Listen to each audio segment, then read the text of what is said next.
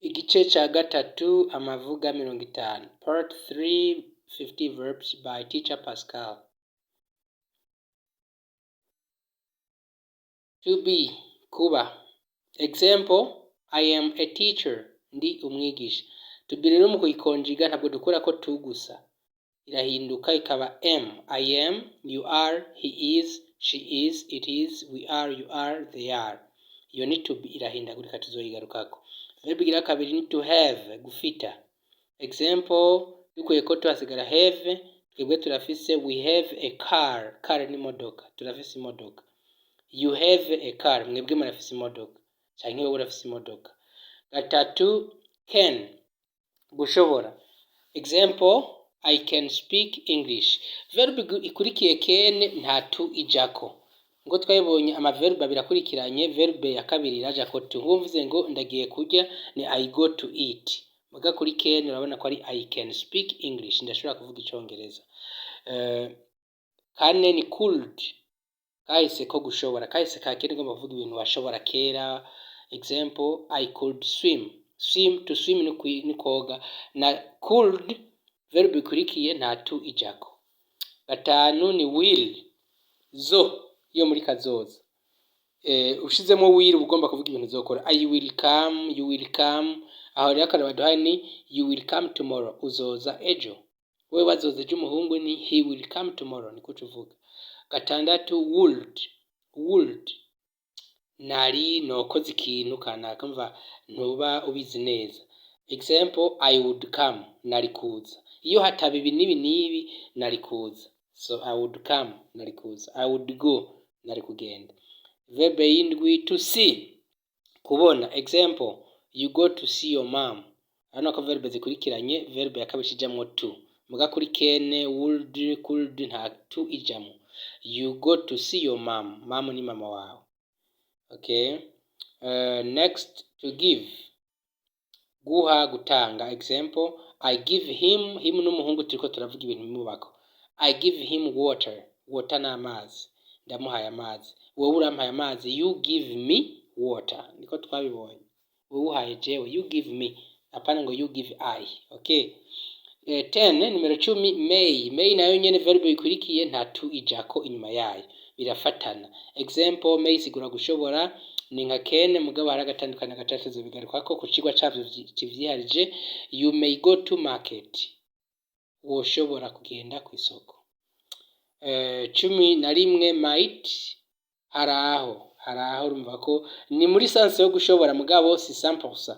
Hariho amahigwe make. Example, we might study today. Haraho two kwiga uno munsi. Turashobora kwiga uno munsi mva. Ntabwo biri siri 100%. Nayo nyene verb ikurikiye nta tujako. 12 ni shall, zo yo muri kazoza nayo nyene. Example, we shall call you next week. We shall call you, tuzobahamagara, tuzoguhamagara mu ndwiza. 13 ni should, nayo nyene verb ikurikiye nta tu ijako. Should sigura vyoba vyiza. Example, uyikoresha yuko atanga impano. Example, you should go to hospital. You should go to hospital. Vyoba vyiza ugiye ku bitaro, ugiye mugiye, you urazi kwisigura wowe canke mwebwe. You should go to hospital. Vyoba vyiza mugiye ku bitaro. 14 to try, kugerageza. To try, subiramwo, muze murasubiramwo ngene mba navuze verb mukayiraba mukayisubiramo. Kugerageza, I try to speak English. Ndagerageza kuvuga icongereza. Okay. 15 ni to become, ni kuba ico utaruri. 16 to ask, kubaza. Example, I ask you a question. Question ikibazo. Ndafise ikibazo. Verb gufita ni to have. I have a question. Ndafise ikibazo. You have a question. Urafise ikibazo.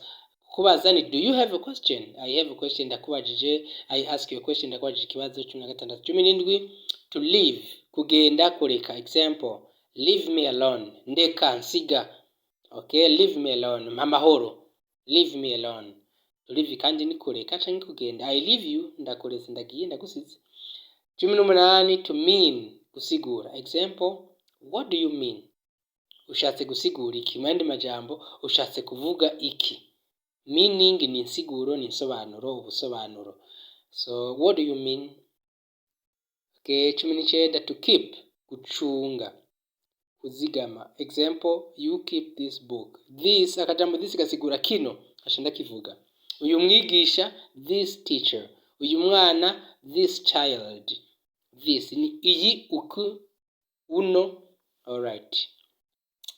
20 to let, kureka. Example, let him get in. Let him get in. Let him, mureke yinjire. To get in ni kwinjira twarakibonye.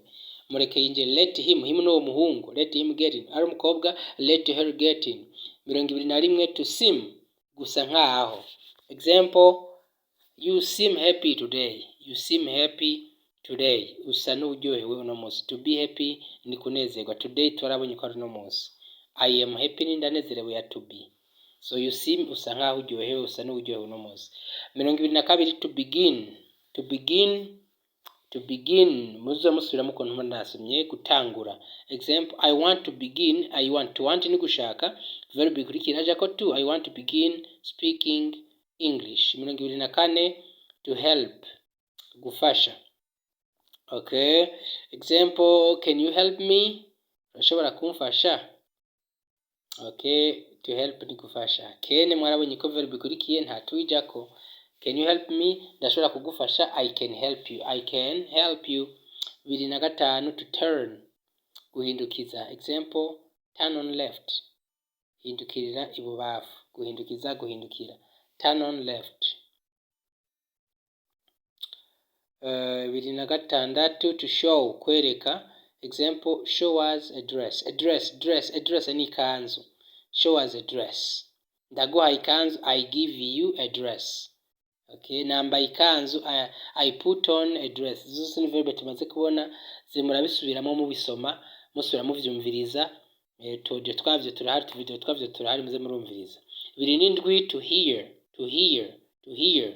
Kumva. Example, I hear you. Ndakumva. Wowe uranyumva. You hear me. Mbega uranyumva? Do you hear me? Alright. 28 to move. Kuyunguruza, kuhava, kuvaho. Example, let's move. To have it. Kuyunguruza, tugende. Okay, move. Move. Genda. Yunguruze, tembera. Okay, to move.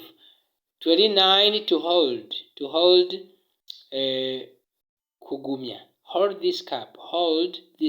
This twabonye ko ari kino. Cup rero ni gikombe. Gumya iki gikombe. This, iki. Hold this cup. Alright. 30 to happen. Kubaho, gushika, ibintu vyabaye, vyashitse. There happens an accident. Hajya habereye isanganya. Habaye isanganya muri make no kuvuga. There ni kuvuga hajya.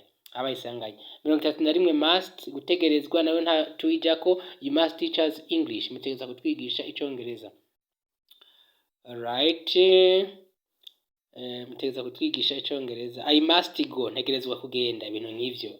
Must na verb ikijako. To provide ni guha. Alright. I provide you with English. Ndabaha icyongereza. 33 to sit. Kwicara. Example, sit here. Urashaka gukoresha verb utasize ko you, utasize ko I kugira utegeke umuntu. Ndashaka kuvuga ngo come here, ingo. Go, genda. Bagomba gutegeka wewe ntasize ko you, ni itegeko. 34 to stand up, guhaguruka. Example, can you stand up? Urashobora guhaguruka? Alright. I can stand up. Ndashobora guhaguruka. Okay. 35 to lose, gutakaza, guhomba. Example, example, you lost money. Kahise ka lose rero ni lost. Aho mtokavuye muri kahise. You lost money, I lost money, I lost keys. Narataye imfunguruzo keys. Okay, wewe warataye amahera, you lost money. 36 to pay, kuriha. He pays us today. As ni twebwe. He pays us. He pays, twabonye ko kuri hishi nayo twongera ko s kuri verb. He pays us today. Araturiha uno munsi, aratwishyura uno munsi. 37 to meet, guhura. Example, I will meet you tomorrow. Tuzohura ejo, tuzobonana ejo. I will meet you. Tukabonye ko will ari zoyo muri kazoza. Twabonye. Muze muravyibuka. Mubisubiramwo, mubiraba. 38 to include, gushiramwo. kuba urimwo. Example, I'm not included. I'm not included. Sindimwo. You are included. Urimwo. Teacher, can you include me? Teacher, ushobora kunshiramwo. 39 to continue, kubandanya. Example, you can continue. Can ni gushobora. Urashobora kubandanya canke murashobora kubandanya.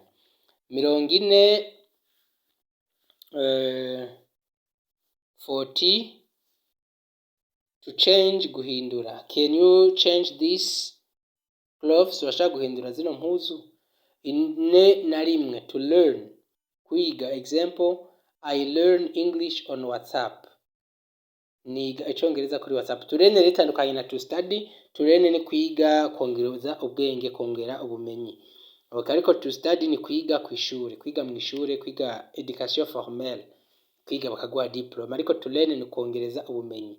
Ahari hose umuntu agendera learninga ibintu bitandukanye. Mugabo to study tuyikoresha kwiga. So kwiga, to study, I study English at school, ni icongereza kw'ishure aho ca 42. 43 to lead. To lead, kuyobora. Example, he leads Burundi. Evariste Ndayishimiye leads Burundi.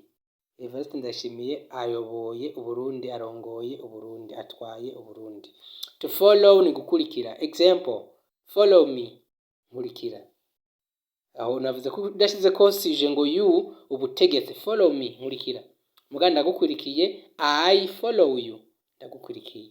46 to create, kurema. Example, God created us. God created. Created ni kahise ka create. Bongeye ko id. God created us. Imana yaraturemye. Imana niyo yaturemye. Alright. God created us. Alright. 47 inenindwi to allow, kwemerera. Example, I can allow you to learn if you pay. Ndashobora kukwemerera, ndashobora kubemerera kwiga murishe. If bisigura nimba, nimwariha, hamwe mwori, hamwe mwo. Okay, if, nimba, ni. Okay, and ineni chenda, you can spend, verb to spend, gukoresha umwanya canke amahera. Iyo bavuze kurya amahera mu Kirundi muca muvyumva ntukoresha ngo to eat, bakoresha to spend. Example, I will spend much money on Sunday. Nzorya amahera menshi kuwa Mungu. 50 to open, kugurura. Example, open the door please. Ugurura urugi, ndakwinginze. Please bisigura ndakwinginze niba ubishaka. Ugombye korosha, urabona ko batasize ko you ni itegeko, ushize ko please ubu vyoroheje. Ingo ndakwinginze, come please, come please. Go please. Stand up please. All right. Thank you very much. Thank you.